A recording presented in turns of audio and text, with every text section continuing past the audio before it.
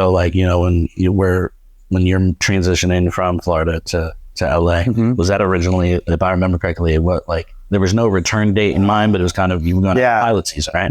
And then if things worked out, exactly, you'd stay. If not, maybe you'd come back. Yeah. Things worked out.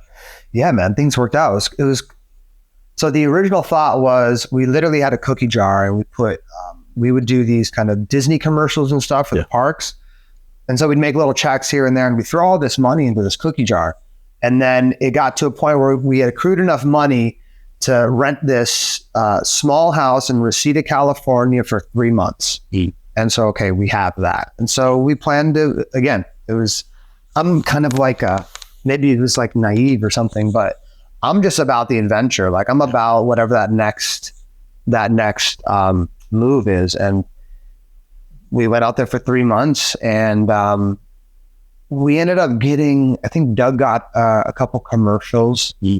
I got a commercial and that 3 months turned into 6 months. And then that 6 months turned into a year. And then Doug ended up getting on a show. I ended up getting this pretty good, like Guitar Hero commercial that my manager really helped me get paid on that.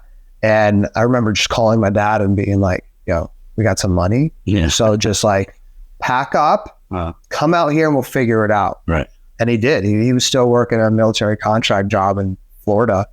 And he ended up selling everything, packing up the house, coming out to California. And then within a week, he had a contract job out there. And it's little moments like that assure me that I'm on the right path. Yeah, I remember because I was, I don't know, probably 12 or 13 at the time when you booked Hannah Montana. And I was like, oh, this dude made it. I know. I felt pretty good about it too. I was like, I got a line on Hannah Montana. I know. Wow, this is sweet. I know. That was the beginning of my like co-star era. I remember though, we were sitting, because I was still taking classes where we were taking classes and just like walking in every weekend and they'll be like, you hear what Chris is doing? No, tell me. They're like, oh, he's up for the show. And I don't know if you mind talking about things you might have been up for and lost out on. Yeah. But I remember we're sitting in class and we're talking about how you're the, for Corey in the House. Oh yeah. It was you and Jay Zadali. Yeah. And that's true. He was great in it, but I could definitely see you absolutely killing that. That was a pretty like a hectic time because it was definitely my first time like getting really close on something really big. And the guidance that I had wasn't the best at the time. Sure. I essentially like over prepared. Yeah. And it just didn't, it wasn't working. And casting said some things to me at the moment where I was like, oh man, this is not going well. But you get older and those things start to matter less. Sure. Because the only thing we have control over is the work. Do the work. Yep. Forget about it. Yeah. And I can sleep good at night, or I can leave that audition or callback or screen test with my head held high because I know I put in the work. Yep. I know I did my best. And then I'm going to leave it alone. There's so many different things that are at hand, things we don't know about. Man. There's you can't possibly control all of those factors. Yeah. And so don't. It's like that. I heard on I think it was like an Instagram clip or something, but if you're feeling stressed about something, write all the things down, cross off the things that you can't handle or have control over and do the other things. Right. And it's the same thing with the production. I think we're going back and forth on different things we've heard and has inspired us, but for sure. You just made me think of, I forget what it was on, maybe the Actors Studio, but Bryan Cranston was talking about auditioning. Yeah. I don't know if you've seen that, but he was just like, your job isn't to book. That's right. Your job's to do the audition. You got an audition, that's your job. Go in and do the audition. That's right. Do it to the best of your ability. Yep. Walk out without any expectations because you're not there trying to get a job. You have a job and that's to audition. So do it to the best of your ability and then forget about it. Yep. Leave it alone. It's a great perspective. That's the thing I would add on to that is I think of it very much like a painting. They're like, this is the character. You're like, okay, this is how I see the character. Yeah. This is my painting. Here you go. Keep that with you. Maybe it works, maybe it doesn't. Yeah. But I always tell my students and anybody that you're not auditioning for that movie. You audition for every single movie. Yeah. That casting director, that director, that producer does. And to your point, go in there and kill the audition. Like, do the work, do it. Yeah. But also, like, put the weight behind it of there's 20 other projects that are going to be coming down the path, and put in the work so that, oh, maybe they remember, oh, this flavor wasn't good for this character, but ooh, that one could actually work. And that's happened to me so many times. Yeah, man. So many times they're like, hey, we loved when you auditioned for this. We want to bring you in for this. Yep. And sometimes it's even within the same project. Yep. Like I was up for a film shooting in Miami right now, and I auditioned for a smaller role, and they're like, we want to see you for one of the like co-leads. And it didn't pan out, unfortunately, but that's more confirmation that That's right. you're doing something right. That's right. Recently, I sat down with my son, my oldest son, he's 8 years old, and we watched Lemonade Mouth. and I had pointed out to him that I knew you, and when the movie was done, he was like, friends are not very nice. Yeah. I was like, no, not in that at all. He was not nice in that movie at all. No. But what was the song you sang?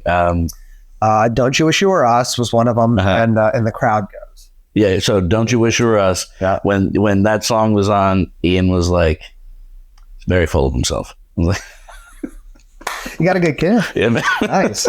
That's awesome. But no, he absolutely loved it. And I think, because I grew up as a decomp kid, and you know, all the Brink and Megapixels and all the Pixel Perfect and all those movies.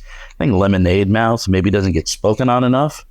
It was one of the best, I think, that's been done. I think, and this could be wrong, I remember when it was happening, them saying this is the biggest TV movie they've ever had. Well, you had Tisha Campbell. You had what's his name from Happy Gilmore, playing the principal. Yeah, I'm blanking as well. I forget his name, but he was going around on the thing. So funny. Yeah, the segue. Yeah. But that movie, every time I watch it, even just watching it the other day with my kid, I was just like just kind of brings joy. Yeah, it's a good feeling. It's a good, it is a Disney Channel movie, and there's people can feel ways about that. However, I love that movie. I'm so happy to have been a part of that. Soul Surfer as well as a family movie that I love. Great. I'm very happy to be a part of that. The kind of like family movies that I got to do I really love them. I love them from the moment that I read the script to the people that I got to work with. And they get to live on.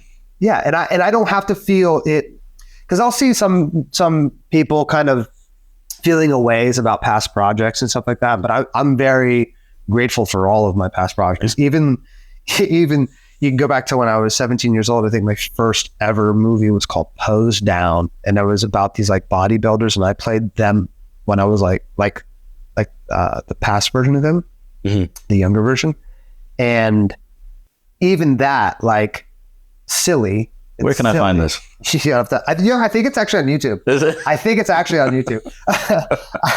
Oh man, that's not good. That's not good to be out there. You just told the whole audience together. The first film for you I remember seeing, I don't know how early on it was. You were young, but Solar Flare. Yeah. Solar Flare. And I shouldn't say, I think I illegally downloaded it because I couldn't buy it anywhere. Yeah. I was like, I got to support. And that was, I was a kid when I saw it, and it felt so big. It felt great. Like, I know. I saw a scene from it the other day, and I was watching younger me, like, what are you doing? And I was like, oh, you're actually doing it, man. Yeah. You're doing your character. You're taking these notes. You're in this environment, and you're actually doing it. Okay, yeah. Good for you, younger Chris. Good for you, man. No, you had the little era of really great indies. Like I loved Solar Flare, and Doom Patrol, Dawn Patrol, with Scott Eastwood. And Rick Dugdale was a producer on that, and I've worked with him and will continue to work with him. We've got some projects in the lineup, so we'll see which one kind of pops next.